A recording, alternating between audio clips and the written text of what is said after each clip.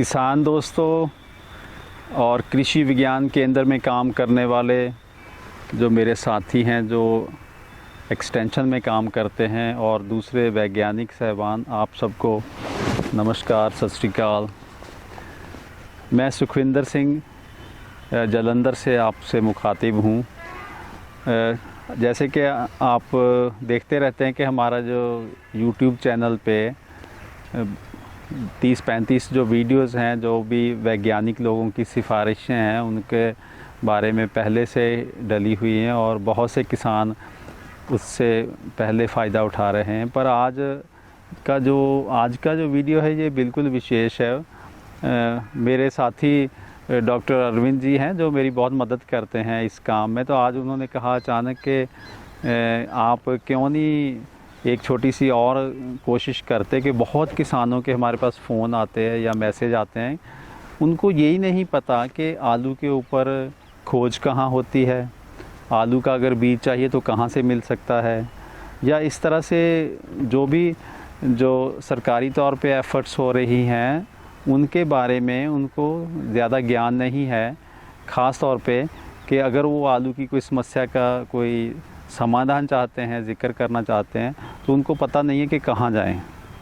तो डॉक्टर अरविंद जी के सुझाव पे मैंने सोचा कि क्यों ना आज हम लोग एक 10 मिनट में ये बताने की कोशिश करें कि आलू की जो खोज है आलू के बारे में, वो कहाँ कहाँ होती है और वो किसानों के लिए कैसे फ़ायदेमंद हो सकती है। किसान दोस्तों, बेसिकली जो खेती खोज के दो मुख्य तौर पे बड़े वो सिस्टम हैं हमारे मुल्क में। एक तो है हर जो सूबा है, जो स्टेट है, जो प्रदेश है, उसमें खेतीबाड़ी यूनिवर्सिटीज़ हैं। जैसे पंजाब में पंजाब एग्रीकल्चरल यूनिवर्सिटी है, हरियाणा में हरियाणा खेतीबाड़ी यूनिवर्सिटी है, इसी तरह यूपी में 4-5 हैं, इसी तरह दूसरे प्रदेशों में भी खेतीबाड़ी की यूनिवर्सिटीज़ हैं। ये जो सारी खेतीबाड़ी की यूनिवर्सिटीज़ हैं, ये जो प्रदेश सरकार है, जो स्टेट गवर्नमेंट है, उनके अंडर आती है, उनके फंड से यहाँ काम चलता है। इसी तरह जो सेंट्रल गवर्नमेंट की तरफ से पूरे देश में जो खेती खोज का काम होता है वो Indian council of agricultural research के तहत है, जिसको छोटी फॉर्म में ICAR बोल देते हैं, Indian council of agricultural research. अब ये ICAR के अंडर लगभग 100 के आसपास जो संस्थान है, यहाँ पे अलग अलग फसलों, अलग अलग जो कहिए पशुओं के ऊपर या खेती से जुड़े हुए जितने भी काम धंधे हैं उसके ऊपर खोज होती है। इस पूरे लंबे चौड़ा जो सिस्टम है सेंट्रल गवर्नमेंट का, उसमें से एक जो संस्थान है जिसका नाम है central potato research institute. Central potato research institute का जो मुख्य तौर पे काम है, उसने पोटैटो यानी कि आलू के ऊपर ही काम करना है। अब इसमें जो आज हम लोग जो आलू की खोज की बात करेंगे, उसमें यह है कि थोड़ा बहुत जो आलू की खोज का काम जो यूनिवर्सिटीज़ में भी होता है, अलग अलग देश में, अलग अलग जो प्रदेशों में यूनिवर्सिटीज़ हैं उनमें भी होता है, लेकिन मुख्य तौर पे जो है वो सेंट्रल पोटैटो रिसर्च इंस्टीट्यूट, जिसको CPRI बोलते हैं छोटे में, उसमें होता है। अब जो CPRI का जो सेटअप क्या है, CPRI का जो हेडक्वार्टर है वो शिमला में है। शिमला में जो शिमला शहर के अंदर ही एक जगह का नाम है बेमलोई, जो कि लगभग 4 किलोमीटर है शिमला के बस अड्डे से और 6 किलोमीटर जो रेलवे स्टेशन से है। ये बेमलोई में CPRI का हेडक्वार्टर है और वहाँ पे मेन लेबॉर्ट्रीज़ हैं, वहाँ पे भी बहुत काम होता है। और बाकी जो इसके अलग अलग जगह पे देश के अलग अलग हिस्सों में इसके स्टेशंस हैं, रिसर्च स्टेशंस जिसको बोलते हैं। तो वो अब उनके बारे में, स्टेशन के बारे में जानेंगे, और आप लोग अच्छे से ध्यान से सुन लेना। जो स्टेशन आपके पास पड़ता होगा, आप वहाँ पे जो भी कोई जानकारी आपको चाहिए उसके बारे में जानकारी आप ले सकते हैं। और जब हम लोग अलग अलग स्टेशन की बात करेंगे तो हम लोग वहाँ पे ये भी चर्चा करेंगे कि वहाँ मुख्य तौर पे उस स्टेशन पे क्या काम होता है। सबसे पहले आपने देखा होगा कि जो भी किस्में आलू की निकलती हैं उसमें हर किस्म के आगे लिखा होता है कुफरी, जैसे कुफरी ज्योति, कुफरी मोहन, कुफरी हिमालिनी, कुफरी पुखराज। तो ये कुफरी क्यों लगा होता है? ये इसलिए लगा होता है, जैसे गन्ने में जो सी लगा होता है आमतौर पे, क्योंकि उसकी जो ब्रीडिंग होती है वो जो जिस शहर में होती है तो वहाँ के नाम से सी लिया गया है। इसी तरह कुफरी जो है ये हमारा लगभग वहाँ से 15-16 किलोमीटर है, शिमला हमारे हेड ऑफिस से एक छोटा सा ये टाउन है। तो वहाँ पे एक फार्म है जिसको कुफरी फार्म बोलते हैं, या कुफरी और फागू दो फार्म हैं। तो वो कुफरी में मेनली क्या होता है कि जो हाइब्रिडाइजेशन जिसको कहते हैं कि अलग अलग वैरायटीज़ या अलग अलग जो नंबर्स हैं उनको क्रॉस करके जब हम लोग हाइब्रिडाइजेशन का काम करते हैं, या यूँ कहिए कि जो देसी भाषा में कि नई वैरायटी बनाने का जो प्रोसेस वहाँ से शुरू होता है, तो हाँ सारे हिंदुस्तान से जो भी विज्ञानी नई वैरायटी बनाने का काम करते हैं, नई किस्म का काम करते हैं, तो वो वहाँ से शुरू करते हैं। और या यूँ कहें कि हर जो नई किस्म का जो जन्म है वो वहाँ कुफरी से शुरू होता है, और बाद में अगली स्टेज पे तो वो अलग अलग जगह पे उसके ट्रायल होते हैं। तो इस तरह से कोई भी वैरायटी CPRI में निकलती है तो उसके आगे लगा रहता है कि कुफरी XYZ, जैसे कुफरी पुखराज, कुफरी ज्योति, कुफरी मोहन, कुफरी हिमालिनी, कुफरी पुष्कर, जो भी आप कहें। तो इसलिए ये कुफरी का जो स्टेशन बहुत मशहूर है, और इसके साथ ही एक फागू स्टेशन है। तो ये कुफरी फागू जो है इसमें मेनली जो ब्रीडर सीड का पैदा करना और साथ के साथ हाइब्रिडाइजेशन का जो काम है वो वहाँ पे होता है। और ये मैं आपको ये इन्फॉर्मेशन, ये वेबसाइट भी शेयर कर रहा हूँ साथ में। उस वेबसाइट के ऊपर जाके आप सारी जानकारी पढ़ सकते हैं, बहुत ज़्यादा विस्तार से सब कुछ दिया गया है, उसको आप देख सकते हैं। अब जो अगला जो सबसे बड़ा जो एक स्टेशन है, रीजनल स्टेशन है, वो है मोदीपुरम। ये बेसिकली जो यूपी का बहुत बड़ा शहर है मेरठ का एक हिस्सा है जिसको मोदीपुरम बोलते हैं। ये जो केंद्रीय आलू अनुसंधान संस्थान मोदीपुरम है, ये लगभग आपका जो वहाँ के एक शहर से 7-8 किलोमीटर की दूरी पे जो मेरठ और रुड़की रोड के ऊपर स्थित है।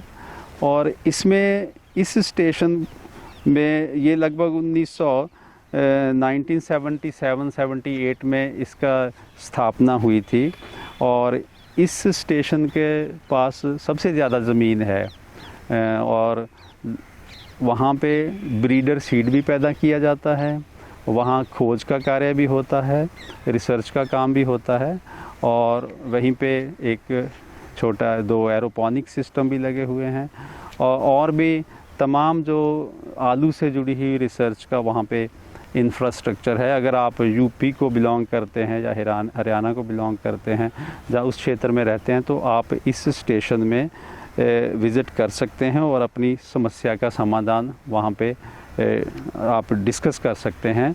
और ये नेशनल हाईवे जो मेरठ रुड़की रोड जिसको बोलते हैं, NH 58 है, उसके ऊपर ये स्टेशन स्थित है।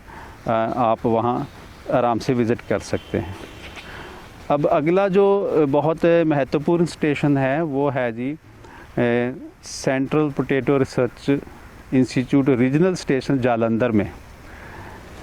जालंधर में ये जो बस अड्डे से 6-7 किलोमीटर दूरी के ऊपर नकोदर जालंधर रोड पे स्थित है, और इसके ये जालंधर में एक टीवी टावर है, बहुत बड़ा लैंडमार्क है, उससे 2 किलोमीटर की दूरी पे है। इस गांव का नाम है बादशाहपुर। और पंजाब वाले मेरे से नाराज़ होते हैं कि आप जी कभी पंजाबी में नहीं बताते, तो पंजाब वालों ਨੂੰ ਦੱਸ ਦਈਏ कि आलू ਦੇ ਉੱਪਰ ਤੁਸੀਂ ਕੋਈ ਜਾਣਕਾਰੀ ਲੈਣੀ ਹੋਵੇ ਤੇ ਵਿਗਿਆਨਿਕ ਲੋਕਾਂ ਨੂੰ ਮਿਲਣਾ ਹੋਵੇ ਤਾਂ ਨਕੋਦਰ ਜਲੰਧਰ ਰੋਡ ਦੇ ਉੱਤੇ ਜਲੰਧਰ ਤੋਂ 6-7 ਕਿਲੋਮੀਟਰ ਦੀ ਦੂਰੀ ਦੇ ਉੱਤੇ ਪਿੰਡ ਬਾਦਸ਼ਾਹਪੁਰ ਦੇ ਵਿੱਚ ਜਿਹੜਾ ਸੈਂਟਰਲ ਪੋਟੈਟੋ ਰਿਸਰਚ ਸਟੇਸ਼ਨ हैगा आ। तुसी इत्थे आओ, थानू जी आया नू। ते आलू दी तुसी चर्चा करो साडे नाल आके जदों भी तुसी चाहुंदे हो। तो ये जो जलंधर स्टेशन है, यहाँ पे बेसिकली क्या है कि रिसर्च का कार्य है, नई वैरायटीज़ बनती हैं, यहाँ के आलू का जो प्रोसेसिंग है, जैसे चिप्स और फ्रेंच फ्राइज़ के ऊपर खोज होती है, और यहाँ बहुत सारे नए नए आलू के जो प्रोडक्ट्स जिसको बोलते हैं, बिस्किट्स, जलेबी आलू की, आलू का दलिया, आलू की सूजी, पता नहीं कितने प्रोडक्ट्स यहाँ पे डेवलप हो चुके हैं। और इसके साथ ही आलू की मशीनों के ऊपर काम होता है, इंजीनियरिंग का काम है यहाँ पे। और यहाँ पे एक बहुत ही मॉडर्न जो एरोपोनिक्स का सेंटर है, जिसमें जो सब लोगों को, सारे इंडिया से जो लोग ट्रेनिंग के लिए आते हैं एरोपोनिक्स की, वो यहाँ पे ट्रेनिंग दी जाती है। यहाँ टिश्यू कल्चर लेबॉर्ट्री है, यहाँ ब्रीडर सीड पैदा किया जाता है। और ये बहुत ही प्यारा स्टेशन है। और ये स्टेशन जो बहुत पहले 1957 में यहाँ पे इस्टेब्लिश हुआ था, और इस स्टेशन की वजह से ही जो आलू का जो यहाँ इस क्षेत्र में, जो जलंधर एरिया में ख़ास पर और पूरे पंजाब में, इस स्टेशन का बहुत योगदान है। और किसान जो इस एरिया में रहते हैं वो यहाँ विज़िट करें और जाने के हम लोग क्या कर रहे हैं। उसके बाद जो अगला इम्पॉर्टेंट स्टेशन है वो जी CPRI का ग्वालियर स्टेशन है। और ग्वालियर जो है ये मध्य प्रदेश में है, और ये भी बहुत महत्वपूर्ण स्टेशन है। और इस स्टेशन का जो ग्वालियर वाला स्टेशन है, वहाँ रिसर्च का काम ज़्यादा नहीं है, वहाँ बेसिकली जो बीज पैदा करने का कार्य है, और वहाँ पे भी आलू का उच्च गुणवत्ता का बीज पैदा किया जाता है। और जो क्षेत्र के किसान हैं, जो मध्य प्रदेश के, जहाँ दूसरे आसपास के स्टेशनों के, वो लोग इस स्टेशन पे विज़िट कर सकते हैं और देख सकते हैं कि वहाँ किस तरह से बीज पैदा किया जाता है। ये जितने भी जो CPRI के अलग अलग स्टेशंस हैं, मैं साथ में डाल रहा हूँ कि इससे आप इनका पूरा पता और वहाँ का फ़ोन नंबर और वहाँ का ईमेल ID, ये सारी जानकारी आपको आप नोट कर सकते हैं, ताकि आपको ज़रूरत हो तो इस पे आप कांटेक्ट कर सकते हैं। अगला जो स्टेशन है ये जो है पटना स्टेशन है। असल में 1949 में जो CPRI की जो स्थापना हुई थी, ये पटना में हुई थी। और बाद में 1956 में जो CPRI का हेडक्वार्टर है, ये शिफ्ट हो गया शिमला में। और ये जो पटना में जो ये स्थान था, यहाँ पे इंस्टीट्यूट थी, उसको एक छोटा स्टेशन के रूप में कायम रखा गया। और आज ये जो पटना का स्टेशन है, CPRS पटना जिसको हम बोलते हैं, वो रेलवे स्टेशन से लगभग 10 किलोमीटर की दूरी पे है। और एयरपोर्ट तो उसके बिल्कुल साथ ही है, और 1.5 किलोमीटर पे ये स्टेशन है एयरपोर्ट से। और यहाँ भी रिसर्च और जो ब्रीडर सीड पैदा करने का दोनों काम होते हैं। और आप अगर उस क्षेत्र में हैं तो आप वहाँ पे विज़िट कर सकते हैं और जानकारी ले सकते हैं। जब आप कोई भी स्टेशन जाते हैं घूमने, तो वहाँ कई बार ये ज़रूरी नहीं कि वहाँ से बीज मिलेगा, हम ये नहीं कहते, क्योंकि जो बीज पैदा करती है CPRI, ये बीज तो सारा गवर्नमेंट को जाता है, क्योंकि CPRI में ब्रीडर सीड पैदा करके वो दे दिया जाता है स्टेट गवर्नमेंट्स, जैसे बागवानी विभाग है या दूसरे सरकारी डिपार्टमेंट है, वो जो सरकारी महकमे हैं फिर ब्रीडर से F1, F2 या सर्टिफाइड तक जैसा भी उनका प्रोग्राम है, उस बीज को फिर वो बढ़ाते हैं, फिर किसानों को जाता है। लेकिन अगर आप विज़िट करेंगे तो आपको वहाँ जाके बहुत टेक्निकल जानकारी मिल सकती है, और साथ के साथ आपको ये भी पता चल सकता है कि ये बीज जो स्टेट गवर्नमेंट से, डिपार्टमेंट से लेना है, आप कैसे ले सकते हैं, या वहीं से आपको कुछ जो अच्छे फार्मर हैं जो बीज पैदा करते हैं उनके बारे में भी पता चल सकता है। और आपको ये भी पता चल सकता है कि अगर कोई ट्रेनिंग करनी है, आपने ट्रेनिंग कब लगेगी। तो जब भी आप जाएं किसी भी स्टेशन पे, तो अपना फ़ोन नंबर छोड़ के आइए वहाँ पे, कि अगर आप कोई ट्रेनिंग करना चाहते हैं तो वो आपको कॉल कर लेंगे। तो ये जो पटना वाला स्टेशन है, ये भी जो उस तरह का पूर्वी भाग है, उसके लिए बहुत ही महत्वपूर्ण है। आप वहाँ ज़रूर विज़िट करें, आप उसके आसपास अगर रहते हैं तो। दोस्तों, जो हमारा ये कंट्री है इंडिया, तो इसमें आपने देखा होगा कि जो पूर्वी हिस्सा है वहाँ पे 7-8 छोटे छोटे स्टेट्स हैं, जैसे असम है, मेघालय है, नागालैंड है और दूसरे स्टेट्स हैं। उन स्टेट्स में भी आलू की बहुत सारी कंजम्पशन है, इस्तेमाल है, और लेकिन पैदावार थोड़ी कम है। तो वहाँ के लिए भी एक शिलांग में CPRI का जो रीजनल स्टेशन शिलांग में भी है, मेघालय शिलांग में 1959 में इसकी भी स्थापना हुई थी। और ये भी एक नॉर्थ ईस्ट की स्टेट्स के लिए ये भी बहुत महत्वपूर्ण स्टेशन है, और वहाँ उस एरिया में ये लोग बीज पैदा करके सप्लाई करते हैं, और साथ के साथ जो रिसर्च की ज़रूरत है उसको भी ये देखते हैं। अगर आप नॉर्थ ईस्ट में हैं तो आप इस स्टेशन पे ज़रूर विज़िट कर सकते हैं। इसी तरह आलू की थोड़ी खेती जो पहाड़ी क्षेत्र है साउथ में, तो वहाँ भी होती है, और वहाँ भी एक छोटा स्टेशन है जिसको हम बोलते हैं ऊटी वाला स्टेशन बोलते हैं हमारी इंस्टीट्यूट में। तो ये जो है मुथुरई में है, तमिलनाडु में। ये इसका भी मैं पूरी आपको एड्रेस दे रहा हूँ इसमें। तो वहाँ पे भी ये आलू के ऊपर बहुत महत्वपूर्ण काम कर रहा है।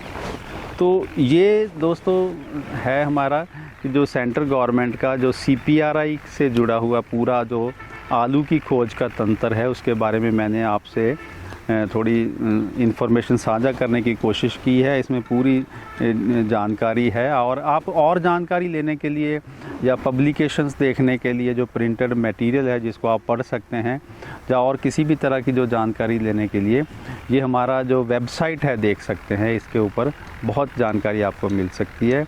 मेरी आप सभी से गुजारिश है कि खेतों में काम करने के साथ साथ आप वहाँ से ज़रूर जब भी टाइम मिले निकलिए, इन रिसर्च स्टेशनों पे आइए।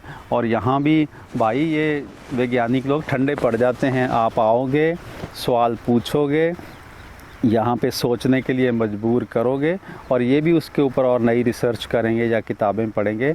आप थोड़ा आइए, ये जो सारा सिस्टम है, ये तंत्र है, जो वैज्ञानिक लोग हैं ये पब्लिक के नौकर हैं, ये आप लोग मालिक हैं। आप आइए तो सही, आप ज़रूर यहाँ पे इन वैज्ञानिक लोगों से पूछिए भाई क्या कर रहे हो, आपकी क्या समस्याएं हैं। जब आप यहाँ पे स्टेशनों पे आएंगे, बताएंगे, तो ये वैज्ञानिक लोग भी बहुत खुश होते हैं। इनको भी पता चलता है कि खेत की मुश्किल क्या है, प्रॉब्लम क्या है, तो फिर ये उसी तरह से अपनी जो खोज का कार्यक्रम सेट करते हैं। क्योंकि ये लोग भी तो आप ही के लिए हैं, इसलिए आप ज़रूर आइए, जानकारी लीजिए यहाँ से, और अपने खेत की जानकारी हमें दीजिए, ताकि हम भी आपसे बहुत कुछ सीखना चाहते हैं। तो इस तरह से हम दोनों पार्टियां मिलके आलू की जो खोज, आलू की पैदावार, और इतनी पैदावार करेंगे कि जो पूरे देश की पब्लिक है उसको कोई कभी आलू की कमी नहीं आएगी। आपका बहुत बहुत शुक्रिया इस वीडियो को देखने के लिए, और बेनती ये है कि इस वीडियो को भाई दूसरे किसानों तक भी शेयर करिए ताकि उनको भी थोड़ा फ़ायदा मिल सके। बहुत बहुत मेहरबानी आपकी।